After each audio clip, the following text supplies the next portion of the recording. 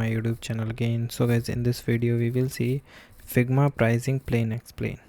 So guys, if you want to purchase the Figma premium plan, so for this guys, first of all you go to the official website of the Figma. So guys, here you go. Now I'm clicking on the main page, back to the files. Okay, and here you go, view plans. Here you can check. Okay, now here you see this is the complete plan.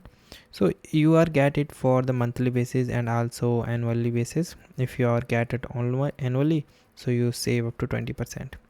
First of all we check the starter plan. So what we get, so in starter plan we only 3 files to try out: basic design, prototyping and collaborations.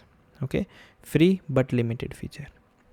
Then if we are talking about the professional, like if you best for the small team to create and collaborate, so if we are clicking on the monthly, so here you see that the charges are up. When I click on annually, that but you need to pay whole the amount at a single time.